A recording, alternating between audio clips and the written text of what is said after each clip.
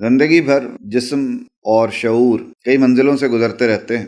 Medical college میں پہنچنے کا بہت شوق تھا کہ سفید کوٹ پہنیں گے اور ہاتھ میں اسٹیتھوسکوپ ہوگا اور لوگ ڈاکٹر کہہ کر بلائیں گے۔ میڈیکل کالج پہنچے، پہلے وائٹ کوٹ کا تحفہ ملا، سفید کوٹ ہر جگہ بازو پر، اچھا لگتا تھا۔ پھر اسٹیتھوسکوپ کا کہ مریض دیکھنے کے لیے ضروری تھا مگر اکثر ہاتھ میں رہتا تھا۔ اور باقی رہا ڈاکٹر ڈاکٹر، وہ تو جب داخلہ ہوا اسی دن سے ڈاکٹر کہلانا شروع کر دیا تھا۔ زندگی ذرا آگے چلی تو ذمہ داریاں آئیں۔ ڈاکٹر صاحب سے ہر ایک نے سوال کرنا شروع کیے اپنی اپنی بیماریوں کے بارے میں، چاہے وہ مریض تھے یا نہیں۔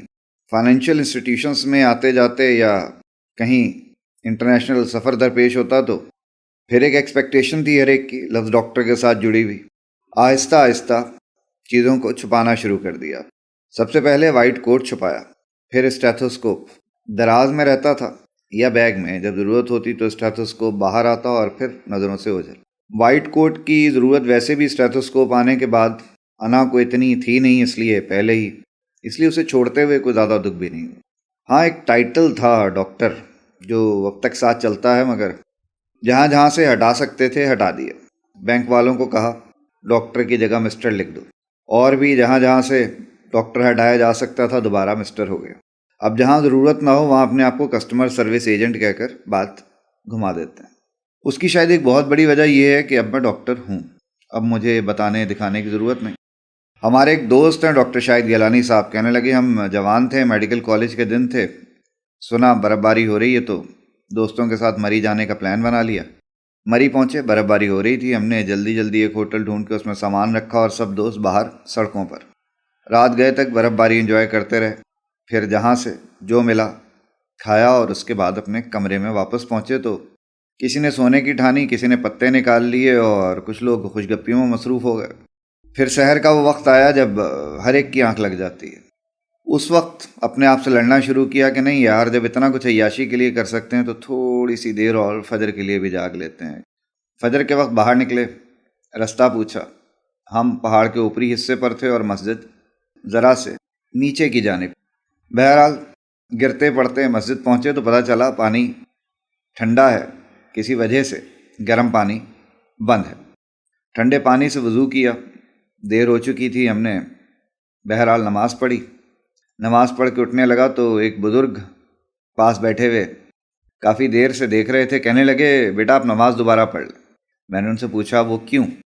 انہیں شاہد گیلانی صاحب کے حلیے پر تھوڑا سا اعتراض تھا، وضع قطع کہہ لیں، کپڑے کہہ لیں، داڑھی کہہ لیں۔ کہنے لگے میں نے بزرگ کو کہا کہ اگر آج میری نماز نہیں ہوئی تو پھر نہ کبھی کسی کی ہوئی ہے اور نہ ہوگی۔ جوان خون تھا، میں کہہ کر باہر نکل آیا۔ مجھے لگتا یہ ہے کہ بزرگ نے وہ دیکھا جو دکھنے میں دکھتا ہے، اور شاہد گیلانی صاحب یہ فرمانا چاہ رہے تھے شاید سارا زور دکھنے پر ہی کیوں؟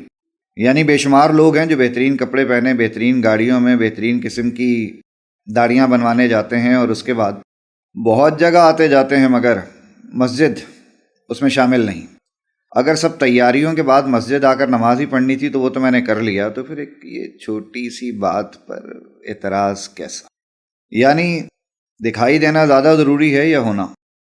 یقیناً سوال اٹھتا ہے کہ دکھنا اور ہونا کیا ایک ساتھ نہیں چل سکتے ہیں؟ بالکل چل سکتے ہیں، تھوڑے سے دن کے لیے، کیونکہ جو ہو گیا، جو بن گیا، اسے دکھانے کی، کہلانے کی نہ ہی تو کوئی ضرورت ہے، اور جو وہاں پہنچ جاتا ہے وہ ویسے بھی چھپانا پسند کرتا ہے۔ اس کی کئی وجوہات ہیں، جو پہنچے ہوئے ہیں ان سے پوچھیے۔ کبھی سوچئے گا کہ یہ صوفی کبھی موچی کے روپ میں ملتا ہے تو کبھی فقیر کے روپ میں اور کبھی دھوبی کے روپ میں، آخر ایسا کیوں؟ خان آصف صاحب نے اپنی کتاب میں ایک بزرگ کا قصہ لکھا ہے کہ انہیں پتہ چلا کہ ایک رئیس آدمی ان سے ملنے کے لیے آ رہا ہے، تو رمضان کے دنوں میں باہر نکل کر روٹیاں پکانا شروع کر دی۔ رئیس آدمی کو کسی نے جا کر بتایا کہ جنہیں آپ بزرگ سمجھ رہے ہیں وہ تو روٹیاں پکانے میں مشغول ہیں۔ اس امیر آدمی نے اپنا رستہ بدل لیا، کہیں ایسا نہ ہو کہ وہ اس حال میں کہ بزرگ روٹیاں پکا رہے ہوں ان کے ساتھ دیکھا جائے اور اس پر بھی لان تان ہو۔ رئیس آدمی نے رستہ بدلا، بزرگ کو کسی نے جا کر بتایا کہ اب وہ اس طرف نہیں آ رہا۔ بزرگ نے کھانا پکانا بند کیا اور اپنے حجرے میں واپس چلے گئے۔ سوال اپنی جگہ ہے، دکھائی دینا زیادہ ضروری ہے یا ہونا؟ اور پھر سوال یہ بھی ہے کہ جو ہو اسے دکھائی دینے کی کیا ضرورت؟ ایک قدم آگے بڑھاؤں تو سوال یہ ہے کہ دکھائی ہم کیوں دینا چاہتے ہیں؟ ہم اپنے اندر کیوں اتنے انسیکیور ہیں؟ بہرحال اس پر بات پھر کبھی، فی الحال تو صرف اتنا کہنا تھا کہ دکھائی دینے سے ہونا کہیں بہتر ہے۔ اگر جانوروں سے باڈی لینگویج اور مائنڈ سیٹ وغیرہ سیکھ لیا ہو تب آگے بڑھو، کسی انسان کو ڈھونڈو، اسے مینٹر بناؤ اور آگے بڑھنے کی کوشش کرو کہ انسان کی معراج کی تو کوئی حد نہیں۔ چلیں اگلی ملاقات تک کے لیے یار زندہ صحبت باقی، اللہ نگہبان۔